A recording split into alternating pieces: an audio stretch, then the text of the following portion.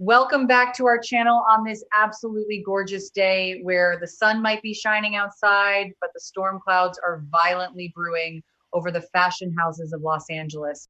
We have so much to unpack today regarding the destruction of family ties, so let us dive right in. Brooke Logan Forrester has officially lost her entire mind because she simply cannot sit still and watch her younger sister Katie use the family surname to build her own fashion empire.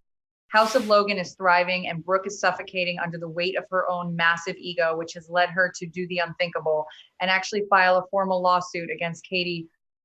She is dragging her own flesh and blood into a court of law to declare that she and she alone is the legal and spiritual representative of the Logan icon. Brooke has convinced herself over the decades that she is the only Logan who matters because she was the one splashed across the tabloid covers and the one who married into the Forrester dynasty multiple times. She is accusing Katie of maliciously exploiting her specific fame to attract the media spotlight and deliberately harm Forrester creations, which is just wildly narcissistic, even for Brooke. She thinks Katie is weaponizing the family name just to get back at her. Delusional, completely delusional. Think about the sheer audacity of someone trying to copyright a surname that belongs to their siblings just as much as it belongs to them. Brooke is acting like she birthed the Logan legacy from thin air when in reality she just rode the coattails of Eric Forrester and Ridge Forrester for the better part of 30 years. She is standing in front of lawyers and judges with a straight face, arguing that when people hear the word Logan, they only think of her and her bedroom antics and her scandalous perfume lines. Katie is just trying to build something for herself and her son Will, but Brooke views this as a direct act of corporate terrorism against her husband's legacy. Brooke is so blindly loyal to Forrester Creations that she is willing to publicly execute her sister's dreams on a legal chopping block. It makes you wonder what is actually going on inside Brooke's head right now. Is it really about the company? No, it is about absolute control. Brooke has to be the most important woman in the room at all times. Katie is not just going to roll over and let Brooke steamroll her dreams because Katie has spent her entire life surviving heart transplants and betrayals, and she is finally stepping into her own power. When the lawsuit papers were served, Katie probably just laughed a bitter, hollow laugh because this is so typical of her older sister.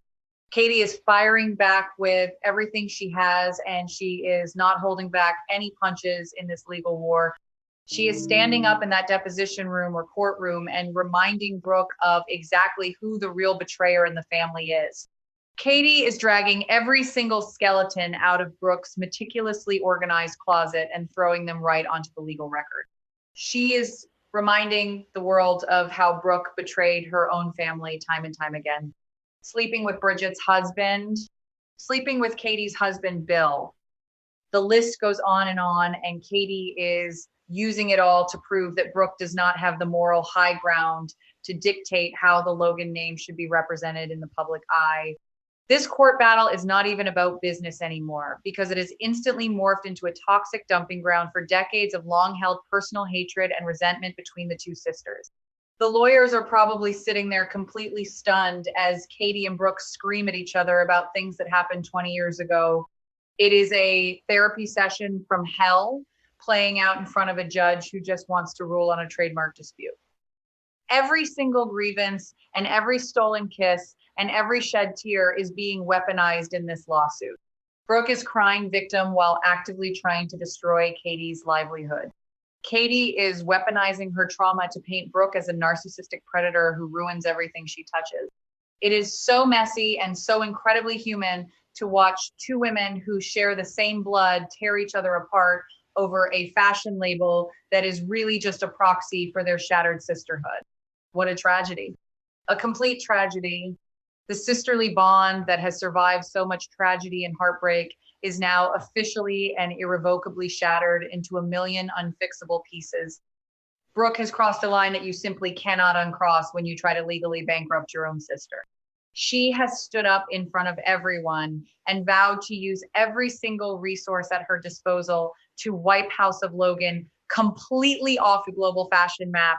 She wants to obliterate Katie's company so thoroughly that nobody ever remembers it existed. Ridge is standing on the sidelines trying to play peacemaker because he knows this is going to end in absolute tragedy, but Brooke is completely ignoring him.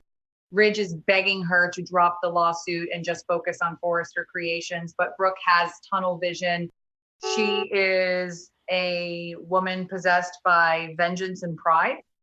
She will not stop until Katie is humiliated and broken and forced to admit that Brooke is the superior Logan. It is a sickness, a literal sickness of the soul. Ridge Forrester has always been the man in the middle of these massive cat fights, but right now he is completely powerless to stop the monster he helped create.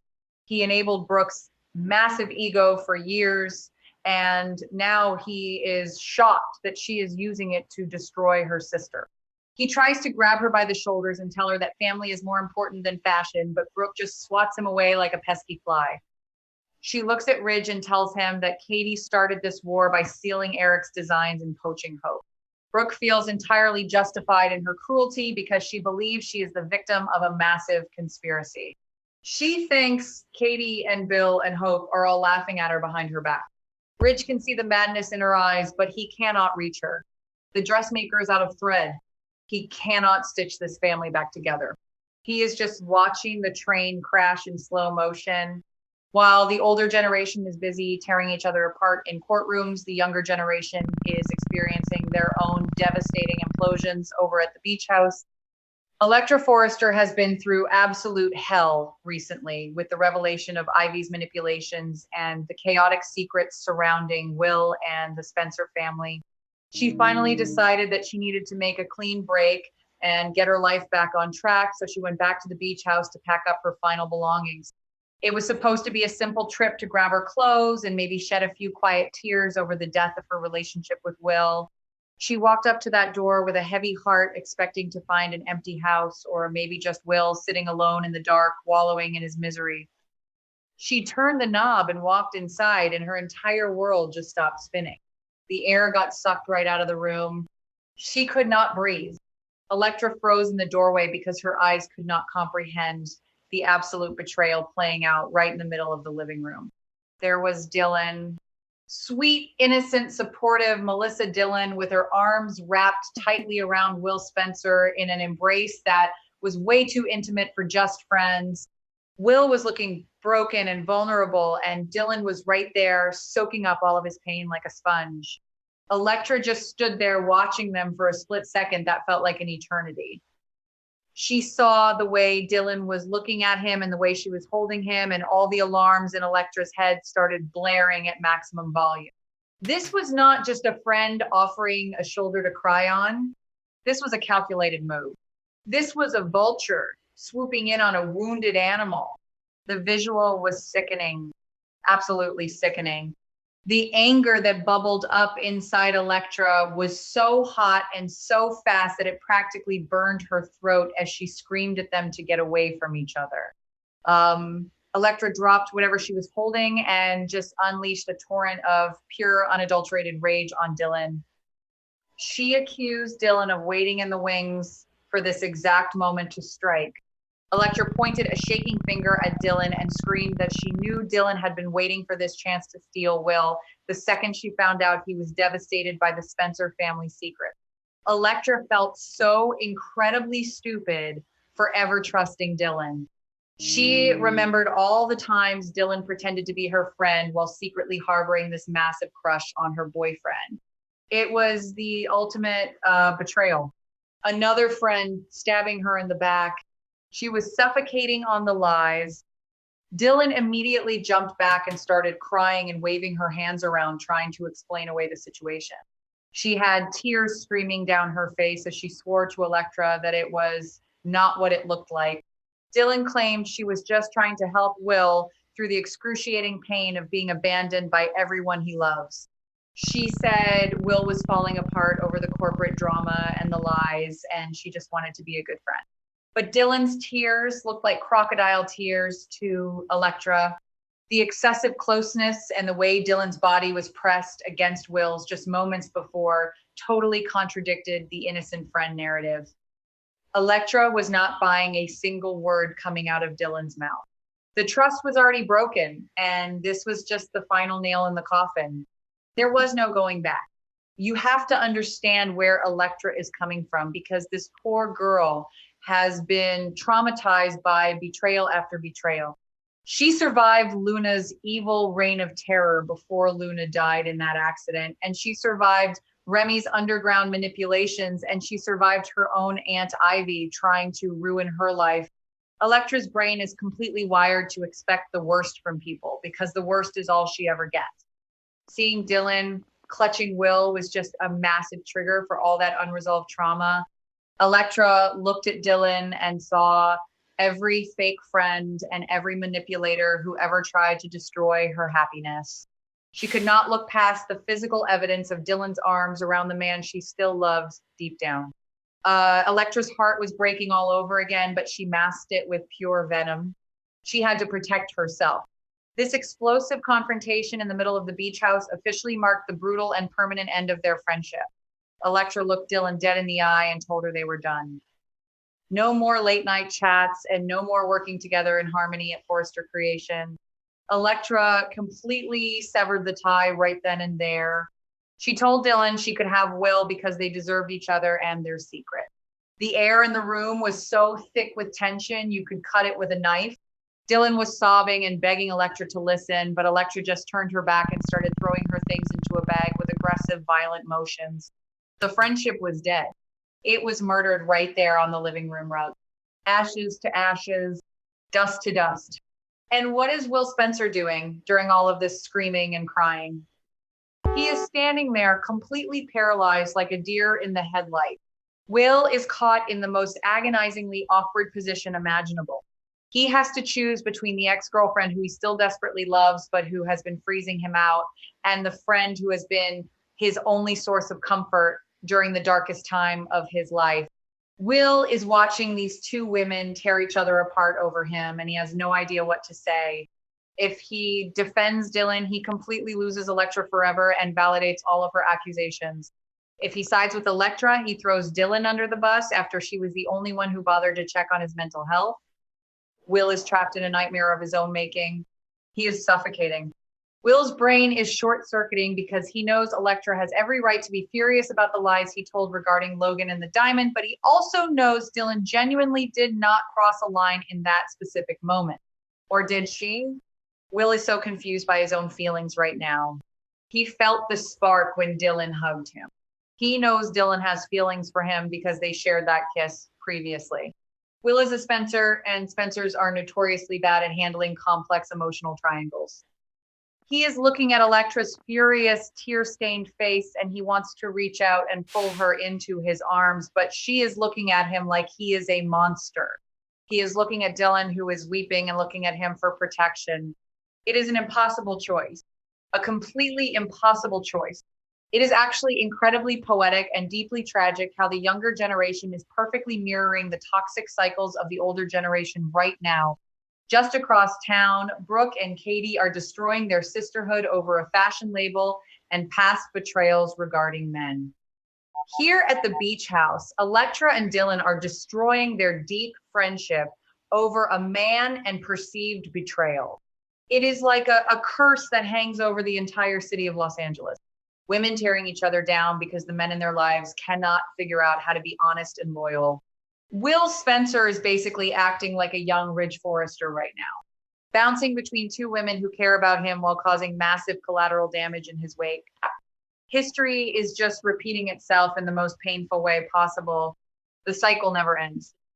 Electra finally zips up her bag and slings it over her shoulder, and she does not even look back as she marches toward the door. She stops for one brief second and delivers a final cutting remark to Will, telling him that he is a true Spencer after all, greedy and deceitful and completely oblivious to the pain he causes. That comment hits Will like a physical punch to the gut. Electra slams the door so hard the windows rattle, and she walks out into the Malibu breeze, leaving Will and Dylan standing in the deafening silence of the aftermath. Dylan tries to reach out to Will again to comfort him, but Will flinches and pulls away. The reality of what just happened is crashing down on him. He just lost Elektra for good. She is gone. She is really gone. Dylan is standing there with her arms hovering in the air, feeling a massive wave of guilt wash over her, but also a tiny dark sliver of hope. She hates that Elektra is in pain and she hates that their friendship is over, but a small selfish part of her brain is whispering that the path to Will is now completely clear. Dylan knows she should walk away and give Will space, but the temptation is so incredibly strong. She has wanted Will for so long, and now Elektra has basically handed him over on a silver platter. Dylan is battling her own moral compass right now. Is she really the vulture Elektra accused her of being? Or is she just a girl who fell in love with her best friend's boyfriend and is now picking up the pieces? The lines between right and wrong are so blurry for Dylan right now. She is lost in the gray area. All of this personal drama is happening while the corporate world is literally on fire. Brooke's lawsuit against Katie is going to force everyone to pick sides. Will is already working at Logan for his parents, so he is deeply entrenched in the Spencer camp.